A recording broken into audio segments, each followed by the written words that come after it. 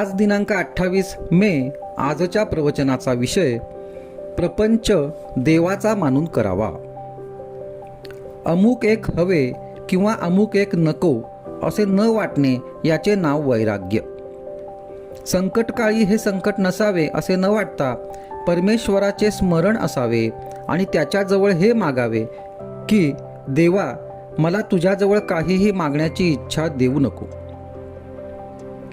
देहाला मुद्दाम कष्ट देऊ नयेत, पण जेव्हा ते आपोआप येतात तेव्हा मात्र ते आनंदाने सोसावेत.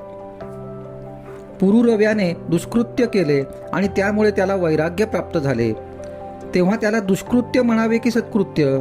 तरीही वैराग्य प्राप्तीचा वास्तविक हा काही मार्ग नव्हे हे खरेच.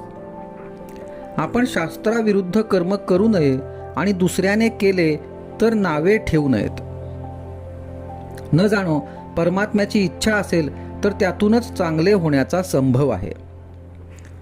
प्रपंच मिथ्या मानावा आणि जो मिथ्या तो बरा असे वाटण्यात काय अर्थ? तो जसा असेल तसा असू द्यावा.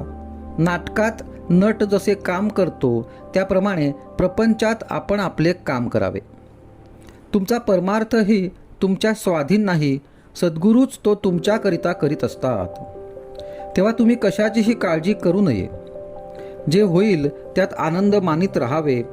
सद्गुरू दर्शनाने पूर्वकर्मे पापे जळून जातात. तुमची पुढची काळजी सद्गुरू घेतात. तेव्हा पाठीमागची आठवण काढीत बसू नये आणि काळजी करू नये. समाधानात आणि आनंदात असावे. प्रपंच देवाचा मानून अभिमानरहितपणे तो करणे हा परमार्थ. परमेश्वराचे स्मरण ठेवून तोच करता आहे असे मानणे आणि सर्व काही त्याच्याकरिता करणे म्हणजे देवाला अर्पण केल्यासारखेच आहे.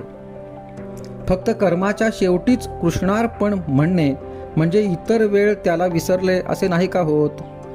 देवापाशी मला तू आपला म्हण, हे मन तुझ्या चरणी अर्पण केले, मला तुझ्याजवळ काहीही मागण्याची इच्छा न होवो असे मागावे.